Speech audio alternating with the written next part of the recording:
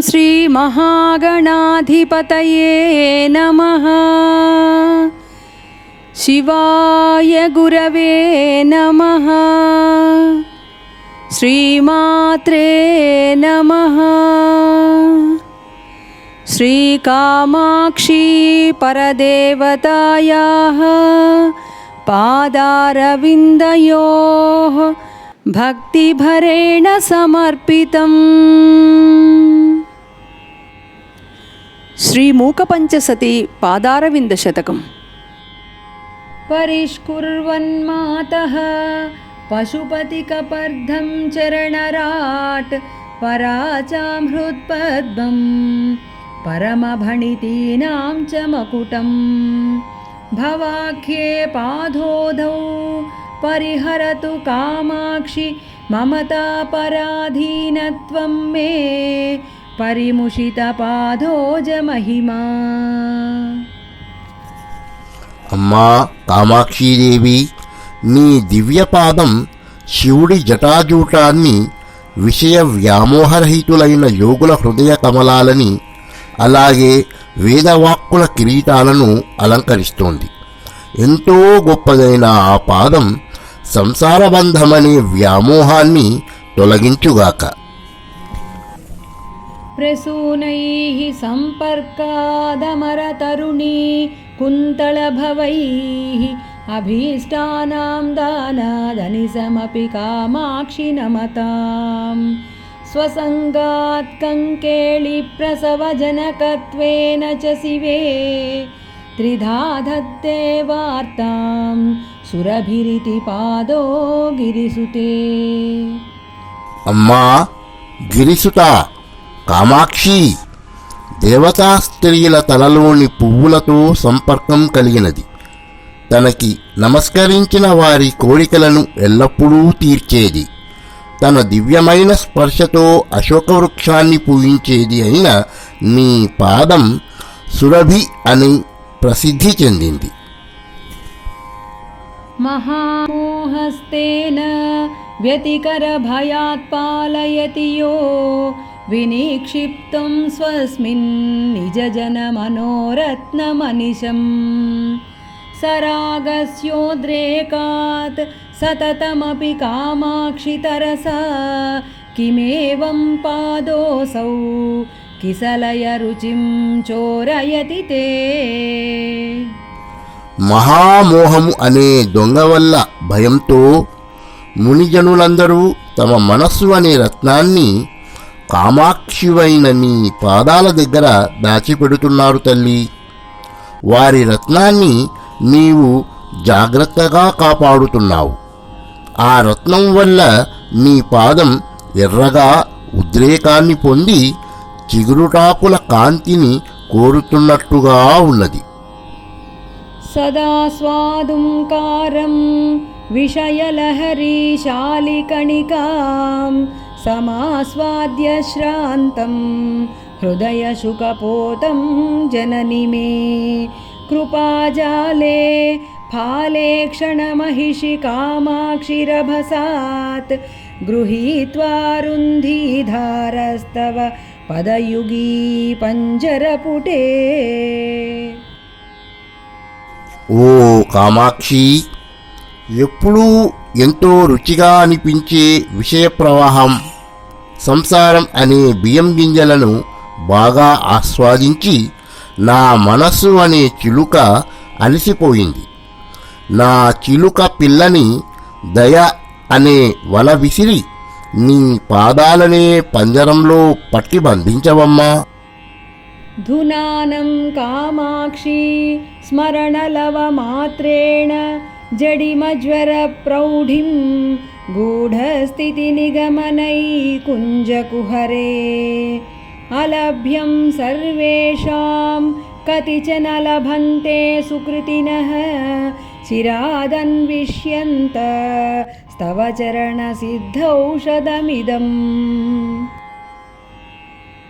అమ్మా కామాక్షి, కొద్దిగా సేవిస్తే చాలు తీవ్రమైన జాడ్యాన్ని పోగొట్టేది. వేదాలనే పొదరిళ్ల లోపలి భాగంలో రహస్యంగా ఉండేది. అందరికీ సులభంగా లభించనిది అయిన నీ చరణాల సిద్ధ ఔషధం చాలా కాలం అలసిపోక వెతికే కొందరు పుణ్యాత్ములకే లభిస్తుంది. రణన్మంజీరాభ్యాం లలితగమనాభ్యాం సుకృతినాం మనోవాస్తవ్యాభ్యాం అధితతిమిరాభ్యాం నఖరుచ నిధేయాభ్యాం పత్యా నిజశిరసి కామాక్షి సతతం నమస్తే పాదాభ్యాం నళిన మృదులాభ్యాం గిరిసుతే. కామాక్షీదేవి పాదాలు చక్కగా నాదం చేస్తున్న అందెలని ధరించి అందమైన నడకలతో ప్రకాశిస్తున్నాయి. తమ కాలి గోళ్ల కాంతులతో చీకట్లని నాశనం చేస్తున్నాయి. కమలాలలాగా ఎంతో కోమలంగా ఉన్నాయి. భర్త అయిన శివుని చేత తల మీద ఉంచుకోబడుతున్నాయి. అలాంటి దేవి పాదాలకు నమస్కరిస్తున్నాను. సురాగే రాకేందు ప్రతినిధి ముఖే పర్వతసుతే చిరాలభ్యే భక్త్యా శమధన జనానాం పరిషద మనోభృంగో మత్కః పదకమలయుగ్మే జననితే ప్రకామం కామాక్షి త్రిపురహర వామాక్షి రమతాం. అమ్మా పర్వతరాజపుత్రి కామాక్షి, పున్నమి చంద్రుడు లాంటి అందమైన ముఖము కలదానా, రాగంతో కూడిన మనోనిగ్రహం కలిగిన వారి సమూహంతో కూడినది, భక్తితో మాత్రమే చాలా కాలానికి పొందదగినది అయిన నీ దివ్య పాద కమలాల జంట మీద నా మనస్సు అనే తుమ్మెద ఎప్పుడూ సంచరించుగాక. శివే సంవిద్రూపే శశిశకలచూడ ప్రియతమే శనైర్గత్యాగత్యా జితసురవరేభే గిరిసుతే యతంతే సంతస్తే చరణనళినాలానయుగళే సదా బద్ధం చిత్త ప్రమదకరియూధం దృఢతరం. నీ మందగమనంతో ఐరావతాన్ని జయించిన శివుని ప్రియపత్ని, మంగళస్వరూపిణి, ఇంకో దారి లేకపోవడంతో నీ పాదకమలాలనే జంట కొయ్యలకి తమ మనస్సునే మదించిన ఏనుగుల్ని జ్ఞానం అనే తాడుతో బంధించడానికి సత్పురుషులు ఎప్పుడూ ప్రయత్నిస్తుంటారు తల్లి. యశఃశూతే మాతర్మధురకవితాం పక్ష్మలయతే శ్రియం ధత్తే చిత్తే కమపి పరిపాకం ప్రధయతే సతాం పాశగ్రంథిం శిథిలయతి కిం కిం న కురుతే ప్రపన్నే కామాక్ష్యాః ప్రణతి పరిపాటీ చరణయోః. అమ్మా కామాక్షి, నీ పాదాలకు నమస్కరించి శరణు వేడుకున్న వారికి నీ పాదాలు కీర్తిని కలిగిస్తాయి, మధురమైన కవితాశక్తిని ప్రసాదిస్తాయి, సంపదలను అందిస్తాయి, మనసుకి శాంతి పరిపాకం కలిగిస్తాయి, సత్పురుషుల పాశబంధాన్ని వదిలిస్తాయి.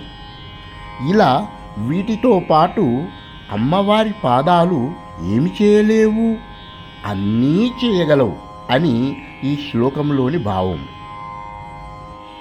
మనీషాం మాహేంద్రీం కకుభమివ తే కామపి దశాం ప్రధత్తే కామాక్ష్యాః చరణతరుణాదిత్యకిరణః యదీయే సంపర్కే ధృతరసమరందా కవయతాం పరిపాకం ధత్తే పరిమళవతీ సూక్తినళినీ. కామాక్షీదేవి పాదాలనే సూర్యుడి కిరణాల సంపర్కంతో కవుల మకరందం నిండిన సువాసనభరితమైన మంచి మాటలని కమలంతీగా పరిపాకం చెందుతుంది. అలాగే తూర్పు దిక్కులాగా ఆ కవుల బుద్ధి ఏదో ఒక దిక్కుని పొందుతుంది. అనగా కామాక్షీదేవి పాదాల సేవతో కవులకు మధురమైన మంచి కవిత్వం, రచనాశక్తి లభిస్తుంది అని ఈ శ్లోకంలోని భావం. పురామారారాతిః పురమజయదంబస్తవ శతైః ప్రసన్నాయాం సత్యాం త్వయి తుహిన శైలేంద్రతనయే అతస్తే కామాక్షి స్ఫురతు తరసా కాలసమయే సమాయాతే మాతర్మమ మనసి పాదాబ్జయుగళం.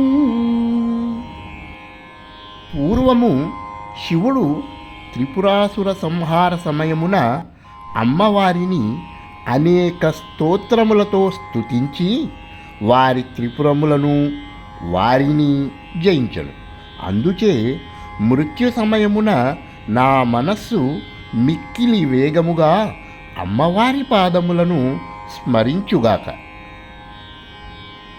పదద్వంద్వం మందం గతిషు నివసంతం హృది సతాం గిరామంతే భ్రాంతం కృతకరహితానాం పరిభృడే జనానామానందం జనని జనయంతం ప్రణమతాం త్వదీయం కామాక్షి ప్రతిదినమహం నౌమి విమలం.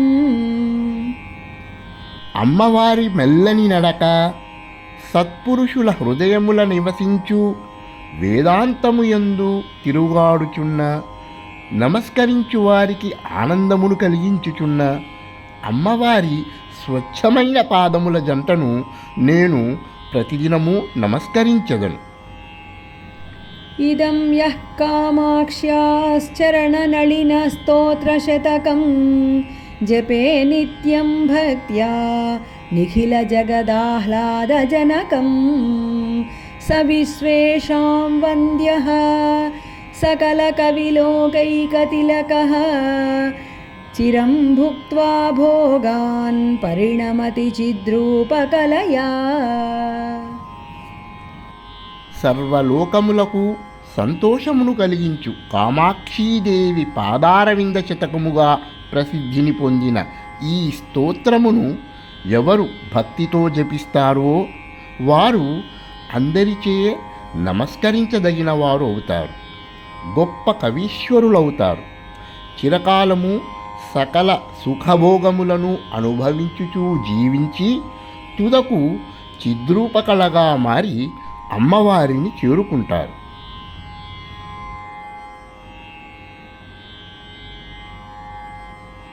పరిష్కుర్వన్మాతః పశుపతికపర్ధం చరణరాట్ పరాచాం హృత్పద్మం పరమభణితీనాం చ మకుటం భవాఖ్యే పాదోదౌ పరిహరతు కామాక్షి మమతాపరాధీనత్వం మే పరిముషితపాదోజ మహిమా. ప్రసూనైః సంపర్కాదమరతరుణీ కుంతళభవైః అభీష్టానాం దానాదనిసమపి కామాక్షి నమతాం స్వసంగాత్ కంకేళి ప్రసవజనకత్వేన చ శివే త్రిధా దత్తే వార్తాం సురభిరితి పాదో గిరిసుతే. మహాహస్తేన వ్యతికరభయాత్ పాలయతి యో వినిక్షిప్తం స్వస్మిన్ నిజజనమనోరత్నమనిశం సరాగస్యోద్రేకాత్ సతతమపి కామాక్షి తరసా కిమేవం పాదోసౌ కిసలయ రుచిం చోరయతి తే.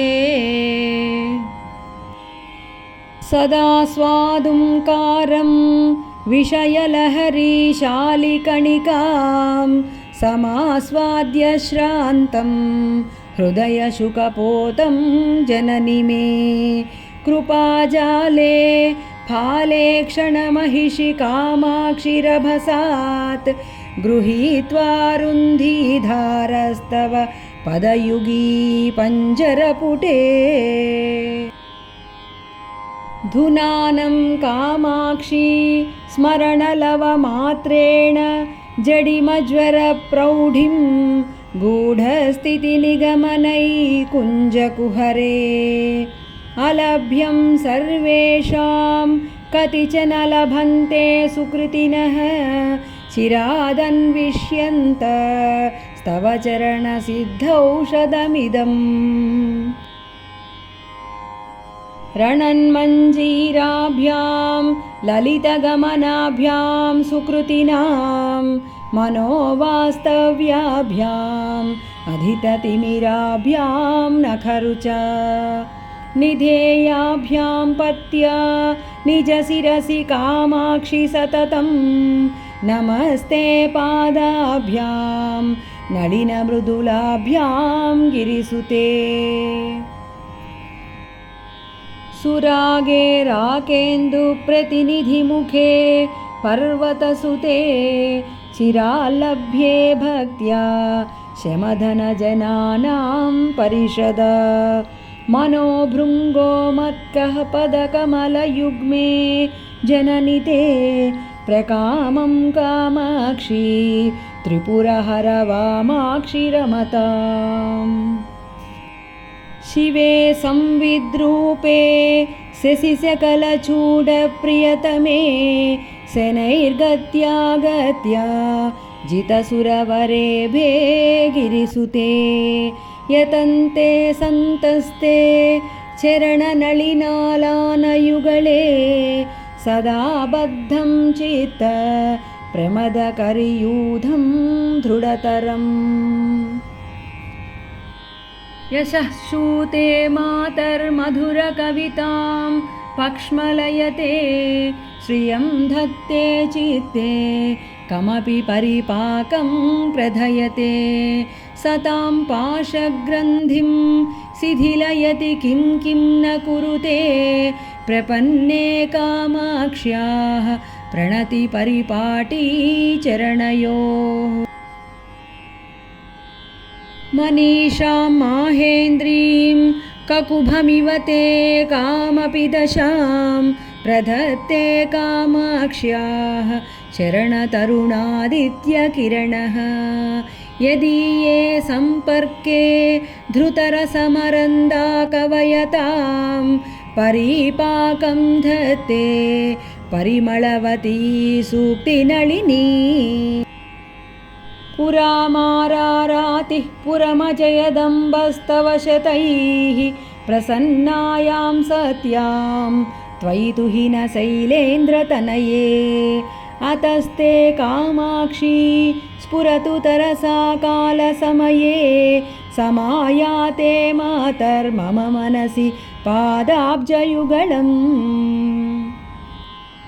पदद्वन्द्वं मन्दं गतिषु निवसन्तं हृदि सतां गिरामन्ते भ्रान्तं कृतकरहितानां परिभृढे जनानामानन्दं जननि जनयन्तं प्रणमतां त्वदीयं कामाक्षी प्रतिदिनमहं नौमि विमलम् इदं यः कामाक्ष्याश्चरणनलिनस्तोत्रशतकं जपे नित्यं भक्त्या निखिलजगदाह्लादजनकं स विश्वेषां वन्द्यः सकलकविलोकैकतिलकः चिरं भुक्त्वा भोगान् परिणमति चिद्रूपकलया